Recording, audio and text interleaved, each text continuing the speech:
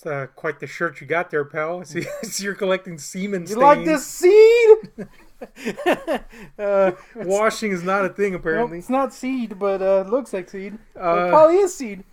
Yeah, man. I'm just going to ignore the fact that you are currently swathed in semen. Yep. And instead talk about something equally useless.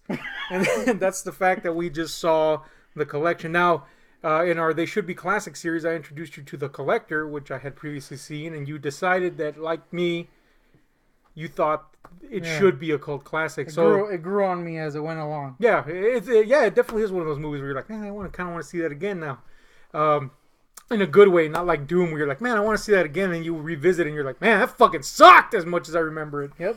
But The Collector did not suck, and it was awesome, and we both hadn't seen The Collection. You, obviously, because you hadn't even seen the first one, and me, because, I was locked up. Yep. But the point is, we finally caught up with it, and I don't really know where we're going to stick this other than it's just a review. Netflix? No, because it's not a Netflix No, original. it's not a Netflix exclusive. Yeah, review, I guess. It's just a review, but the point is, we're going to talk about it. We're going to decide, and I'm kind of interested to see what you have to say about this, because I probably have a lot to say about it. But yeah. Let's go in hard, like my penis, Wow. and it's apparently staining your damn shirt. Yep. But yeah, man. Before we get into the nitty gritty, brought that back of it all. The plot, the bone and gristle. Yeah, the bone and gristle of it all. The plot is pretty simple. It picks up pretty much right at where the first one left off. Maybe a few days later, a few weeks later, whatever. But first, it introduces us to a new crop of characters, namely a young lady, the daughter of a wealthy man, who is kind of there going out to party, and she's kind of just there. Yep. And after a brief introduction, her path crosses with the Collector in a nightclub, who was out on the hunt again, and thus we are reintroduced to our character Arkin from the first one, and they are he manages to escape. She's taken to the collection, and as a result, her father, the wealthy man with many resources, hires basically a group of mercenaries led by a friend of his, I guess. Yeah. It's not really clear who this guy is, but apparently he's badass. But anyway, and they in turn kind of take Arkin forcefully and force him to go back to where the Collector was. And a rescue ensues. Blah, blah, blah. Gore, action, whatever. Pretty much. And anyway, that aside, sounds okay. But what did you think? Was it okay? Was it good? Was it as good as the first one? Was it awful? What's your takeaway? I don't think it was as good as the first one. I don't think it was awful. Mm-hmm. I'm kind of somewhere in the middle. I am kind of... Yeah, I'm kind of in the same ground, but not. I wouldn't say I'm so much in the middle. I'm more inclined... Like, my needle is going more towards not great. It's definitely not great. It's not awful. I think, it's not a horrible movie, but I think when it gets good, it ends. You know what I'm saying? Like, for me, it got... I should say I got into the groove of it, and literally like 10 minutes later, it kind of ended, and I was like, okay. This should have started like an hour and a half ago. But we'll get into that. Yeah, it's a weird one. Yeah. It's one that I think would benefit from us kind of like mulling it over a little. Yes. But we ain't doing that. Hell no. We're just going to mull it over real time. Peeling this Band-Aid off. Yeah. But no, man, I don't hate the movie. That's for sure. But it does not reach the standards set before it. And I think the major problem comes from the fact that the new characters are not well established as the characters in the first one were. For sure. Second to that problem, I think the second biggest problem is that the pace for the first, 2/3 of the movie is highly frenetic to the point where it's almost kind of, I wouldn't say it's confusing because it's not confusing, but it's just like, it doesn't allow you to latch onto anything and give a shit about anything. I was kind of assuming they were getting all that stuff out to start the story. But then no. But then literally the movie's over. I was actually really into the beginning because I was like, oh, okay, it's just doing this quickly to get to something, kind of like the first one did. Right. And then it just kind of like lulls for a while, and then it ends. For me, it never lulled. It just was like... Yeah, lull is not the right way. It lulls because there's too much going on, and Yeah. none of it's relevant, really. I mean, it's relevant, but it's not... it Not doesn't really. impact you. Yeah. It doesn't hook you in, nothing like that. And yeah, that's the second biggest problem for me. The third problem is that it goes for the jugular, but it doesn't keep the thrills. Now, the first one was Yeah, I agree. grisly, sure. This one's way more just gore. Yeah, and this one just went for the superficial gore and traps. Yeah. And they're decent, but they don't have the impact that the first ones do because you don't care about the people most of the time. Not even our main character that carries over from part one. You understand instinctually why he's a bit more reticent in this one. I mean, he's been through shit, obviously. He doesn't want to go back. Who'd want to go back to anything, right? And he was kind of that way in the first one until he learned his lesson, or rather, straightened his path a little. But you don't see that growth. So when he does behave the way he behaves, you're like, dude, haven't we just been here? Or it doesn't kind of gel. Where he's at doesn't gel. That multiplies times 10 for anybody else. You're like, Yeah. I don't understand why these people are behaving this way or that way or whatever. That being said, I'll say that he's probably The best. the best character. But if you haven't seen the first one, probably the worst character. Yeah. Oh, yeah. Because he makes no sense if you haven't seen the first one. I will say this movie probably will be going on that. It will probably have a different impact if you watch it directly after the first one. Yeah, because you'll probably dislike him a lot if you don't like. Yeah. If you haven't seen the first one. And overall, just as a movie, because the first one could serve as a setup for what happens in this one, really, because there's so little to go on here. And our new characters are so stripped of any... They could have been good. The idea is good. The idea is good, We, of course, have to introduce a new victim, and that's good, cool, makes sense. So now we're in the character section of this. Yeah, sort of. I mean, by default. But yeah. But they don't linger on it. They don't build on it like they did in the first one. They really got... You really got to understand who your main character was in the first one and the family that was victimized. You got to understand them, and as a result, you cared for what was going on. But without even it telling you a lot. Yeah, it was kind of just based off of interactions and and this one you're like, who is this chick? Yeah, and you know everything. They give you everything. Yeah, it's just it's going by so fast, and from moment 1 to 2, she's already in the house. All of a sudden, the father's got this friend that's apparently some merc. Now, I was ready to like Punchinello. I don't remember his name, but it Lucello? was something like Punchinello, whatever. I was ready to like him because I was expecting like a lefty type character in Texas Chainsaw. Mm-hmm. But then nothing really happens. I gotta say he was the second most likable character. Yeah, because he has the most to do. It again, like the entire movie. By the time he was likable, the movie was over and he was dead. For most of the movie, I'm like, they could have given us a bit more background on, other than him saying, he grew up, he raised her basically with the father. Yeah. We understood that. It was just there was no emotional foundation for that between the two, so he just kind of seemed like a butthole. Yeah. And not a very cool one at that. I will say this, again, I was fine when they came in and were like, we're going to save her because I'm cool and all. I was all like, all right, but then they kind of went downhill, right? And then they get to the house and for some reason they're treating him like they don't trust him even though he's leading them there, and it just kind of, it doesn't make a lot of sense. This is where I say he kind of just turns into a butthole. Yeah, he's just an asshole he's forcing the guy to do what he's going to do. And fine, in terms of the movie, I get it. The guy doesn't want to go further. There's unnecessary tension there because there's no reason why they should hate each other. And on top of that, it's not even tense. Yeah. You're like, okay, whatever. It's just weird. Forcing the guy to go in. Yeah. But Lucello, the guardian, so to speak, that's apparently a fucking badass merc from God knows where. Again, I was totally ready to like him. Yeah. But by the time he becomes... Cool. Somebody you do like, which he does become likable. Yeah. Then, a few scenes later, he's dead. You're like, okay, well, cool. And that seems to be the problem with a lot of the characters in the movie. but we'll talk a little bit, tiny bit more in depth about that. Just to move on to my fourth thing that I kind of didn't like, and I don't know if you'll agree with it. I know you agreed with the other ones. I don't know if you agree with this one, and that's the collector himself was played by somebody else, and the body language was not quite as defined until that point in the movie where I was like, oh, he stands out now. Whereas before he just kind of seemed kind of dumb. Like, okay, I guess.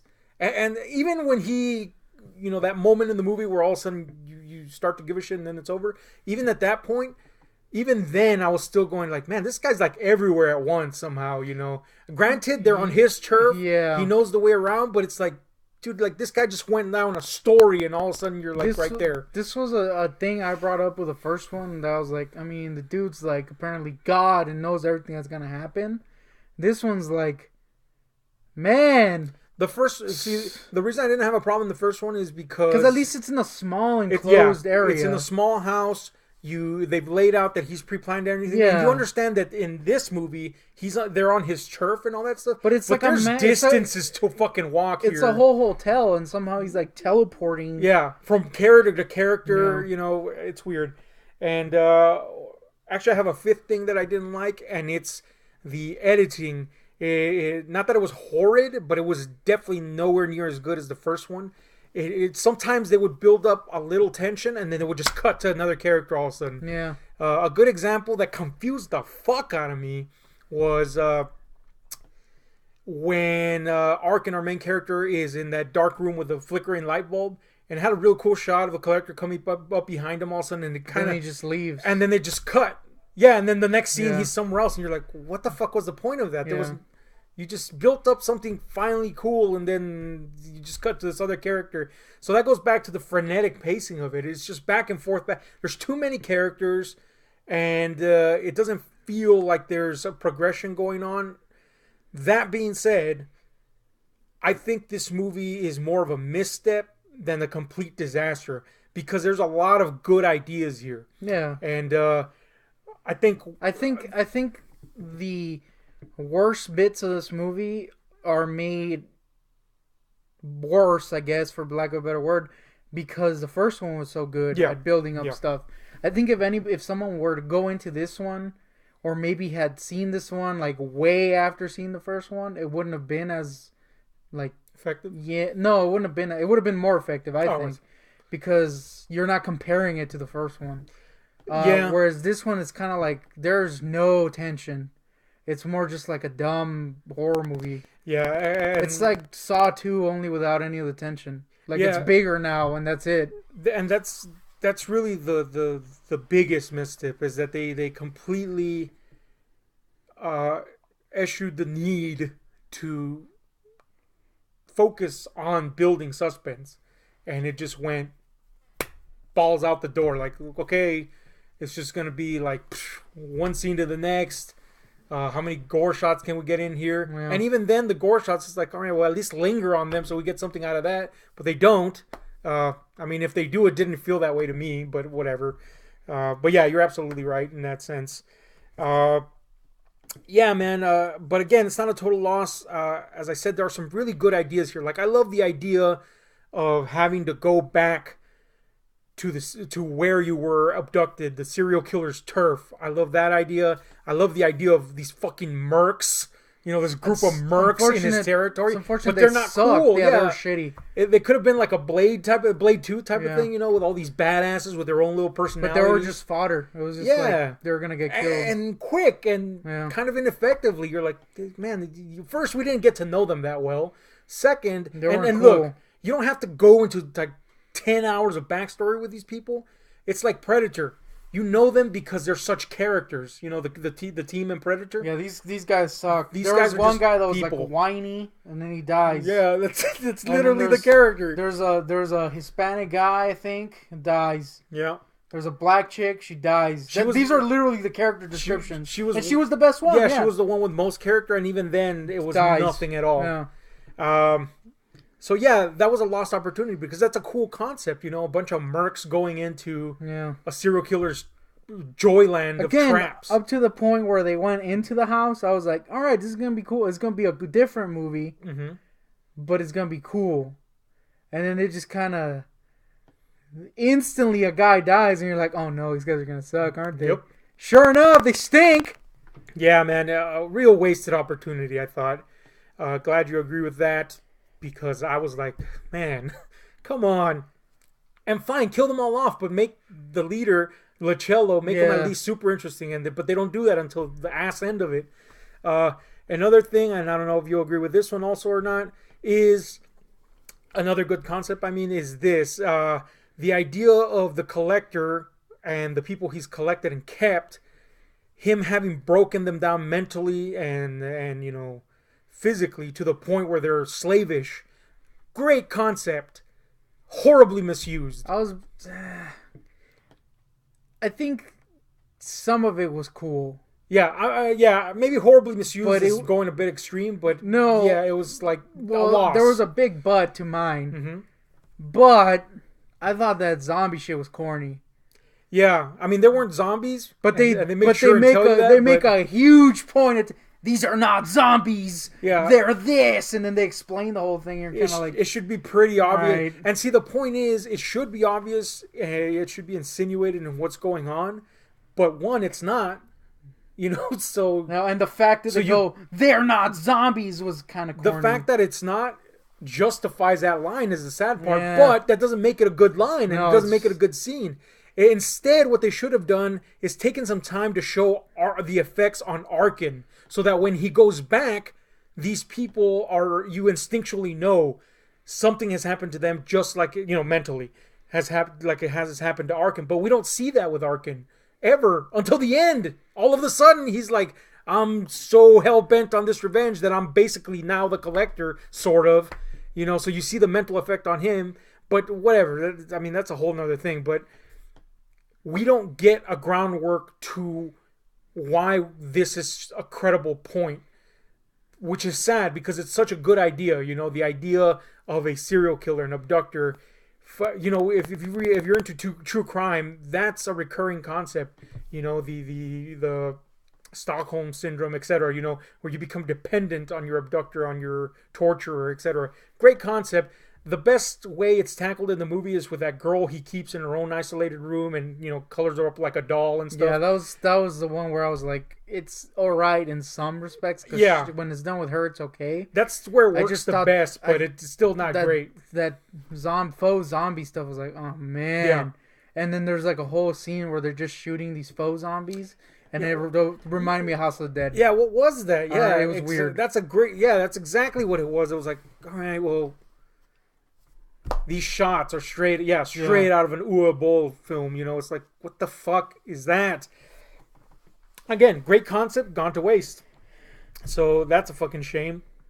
But anyway, let's just get into the real quick, all the little stuff we usually pick on. Characters and the actors they portray.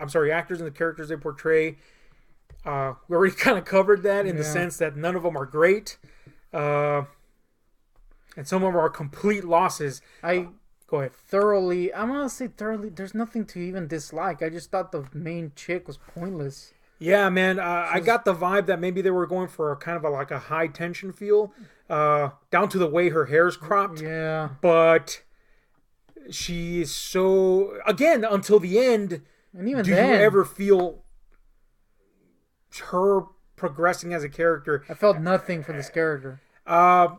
I'm telling you, it's literally till the end where Arkin is about to burn and she starts shattering the display cases. Wow. But even then, that was like her cool moment. And other than that, it's like, man, this chick should have just been captured the whole time because she's taken away from everybody else's plots.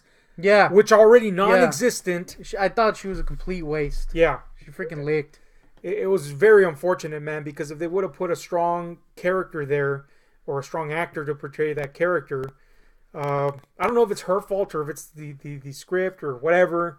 The movie does feel a bit chopped, a bit too quick and direct. Maybe there's a longer cut. I don't know. I don't know who's at fault, but yeah, you're absolutely right. She was not great. She licked at all. Our returning character is the best one because you know what had happened to him in the first movie, really. Because in this one, like you said, there's no real growth. Mm-hmm. Punchinello's all right, but see Punchinello now. But he freaking like I said, in the middle. Too little, too late. Yeah, but he is one of the better characters. Yeah. So yeah. You know what I didn't get? Speaking of characters, our main lead character, the female, that we also hate apparently. They kept on touching on her earpiece. Yeah, what was the point of that? She had a hearing aid, and in part one, when you had and usually in any movie, when you have a cue like that, a visual cue, it means it's going to crop up later in some form or fashion, and never did. No. I mean, other than the bear trap thing, but I was like, this is going to be relevant. Yeah, it wasn't. It wasn't, other than, I guess, designated or not worthy to be in the collection, but even that never came to fruition in any specific way. So that was weird. I don't understand where that's why I feel, it kind of feels like this thing is chopped somewhere. I don't know what the fuck, but kind of a loss here with the characters. I will say the collector gets this mystifying fucking scene where all of a sudden he's backlit and kicking doors. Oh, dude, I'm not gonna lie, I kind of love that. And you know what? That's that point in the movie where all of a sudden you're like, all right, let's see where this goes. Oh yeah, it's over now. Fucking great. He kicks the door out and he has dogs next to him. He's standing with a little gun up. And I was like, that's kind of cool. Yeah, it was. I'll admit that. Now let's talk about the effects in this movie. Again, they're brought to you by Gary J. Tunnicliffe, who has done some great work in horror overall. What did you think about the effects in this one? Let's just compare it to the first one. I'm not going to compare it to the first one, but I will. In that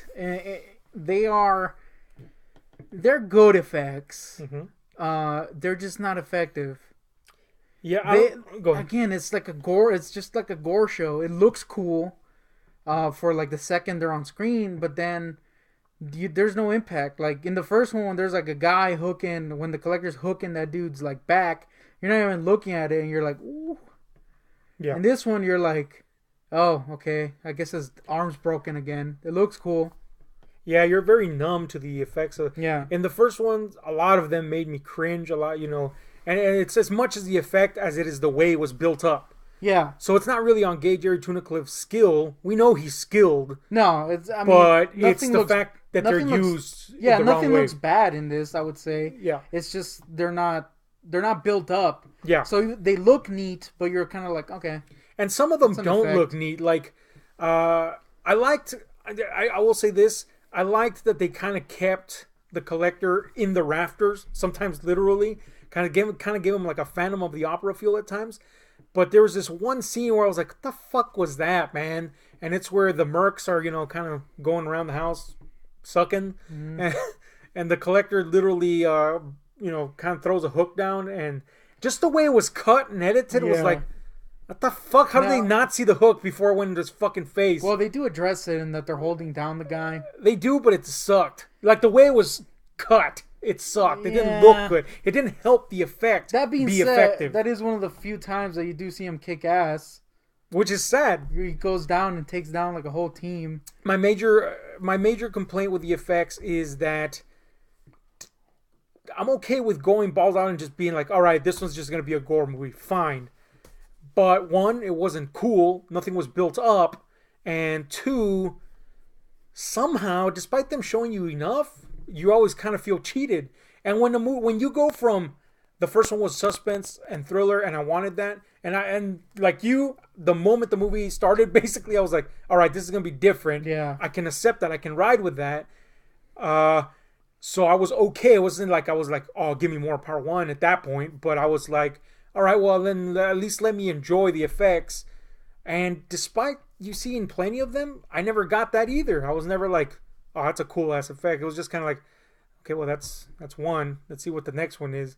I was kind of like checking them off. Me personally, I wouldn't. Again, not to say that they're bad. It's just the way they're set up is not good. So they don't end up being effective. I wouldn't go that far. I wasn't like, meh. I was just kind of like, all right, that's an effect. But it wasn't. I mean, that's what I just said. Yeah, but it wasn't. I wasn't leaning towards the negative. I was more like, okay, that looks yeah, fine. Don't get me wrong. The only time that I was kind of cheated was when they squish the people, and it just kind of shows a close-up of a chick's face, and you're like, all right. Yeah, see, that's what I mean. Like, in general, that was the vibe, like, throughout for me. Like, all right, well, I didn't even get a payoff on that, because at that point, I was just, all right, well, give me the shallow payoff. and I just never felt that myself.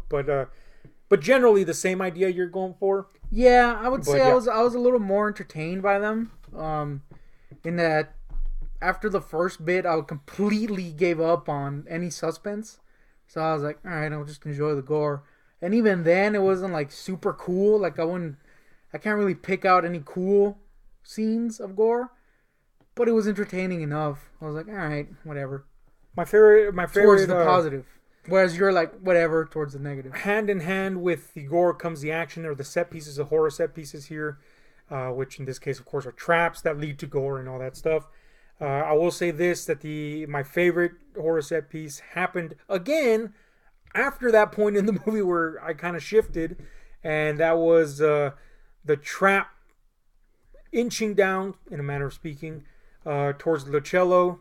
We don't even see the effects of it. We saw the effects of a similar trap on another person, but we don't see the effects of it until he throws a dog's head into the mix. But see, that was a good example of not showing you something and it works. And it did something for the character, and it did something for the effect and the trap, and it paid off somewhat, especially considering how bereft of any development the character was when... Yes, it's implied he escaped the trap. He throws a dog head in, and then he has his badass knife fight with a collector. So all that hand in hand made a nice action set piece for me. That was my favorite. But again, then the movie ends like a few minutes later. What did you think of the set pieces in this? What was your favorite? Or like I previously said, I can't really think of any particular one. I mean, I will say this: it wasn't a great effect. But in kind of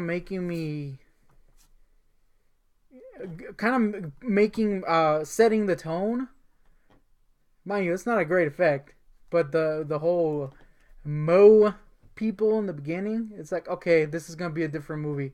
It set the tone. Now, it didn't really happen to be a great tone, but it didn't even keep consistency with that tone. Yeah, but it did. It was one of the most noteworthy set pieces. When it happens in the first 5 minutes, the thing at the end was fine. Nothing really stood out, if I'm gonna be honest with you. In terms of that set piece, I was like, that's where I was like you apparently was like, all right, well, this is gonna be a different movie, and it was kind of like a disappointing set piece because of that. I was like, I mean, I guess now we're just gonna get blood, and I was still kind of hoping. But it turned out not the other way. But yeah, I could get why that would be. I mean, it stands out. That's for sure. And that's definitely what I'm saying. It stood out. I wouldn't say it was particularly great. It just stood out. The score this time is brought to us by Charlie Clouser, who did every score in the Saw series. And oddly enough, I thought this was a step down from the score. Well, I wouldn't say oddly enough. I say oddly because Charlie Clouser is a good composer.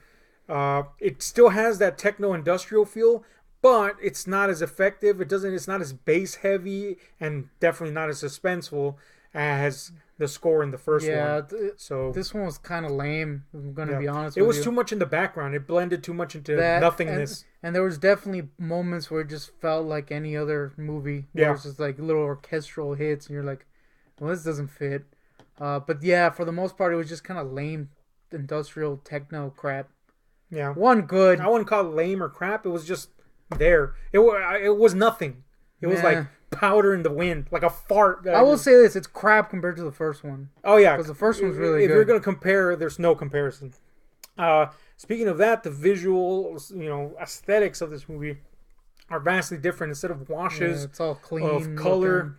Yeah, it's pretty direct. It's pretty straightforward, and that also kind of took away from the mood and the feel of it. It's the same thing. Yeah, it doesn't have that grimy, dirty feel look that they gave the first one. Which is shocking that they would steer away from that, because now you're literally in the den of the wolf, so to speak.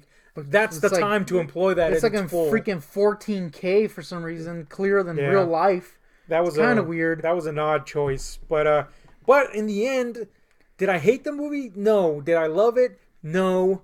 Did I feel it was a loss? Yes.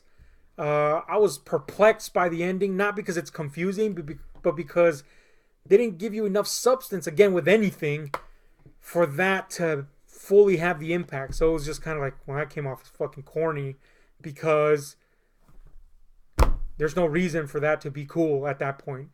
But anyway, my final grade for this movie is like a 4. So that's it. Final thoughts and grade? I didn't hate it. I think it's, compared to the first one, it's pretty bad. But on its own... See, that's the thing. On its own, without seeing the first one, it would probably be really bad. But if you've seen the first one and you can completely separate yourself for this one, I kind of enjoyed it. That being said, I'm sure if someone just went into this one without knowing anything of the first one, they'd be like, this freaking stinks like a sphinx. But I was kind of alright with it. Yeah, the ending's kind of lame. The idea's cool, but it's not cool. But I didn't hate it. So I'll give it a 5. It's very average. Yeah. Average, below average. Either way, what did you think about this movie? Let us know. Are we right or wrong? Do we lick on the schlong? Answer for him is yes. This has been Ahab and the Goontick talking, collecting, as in the collection. Yeah. Anyway, we're out. Hit like, share, subscribe, and those notifications. Bye. Oh, so on my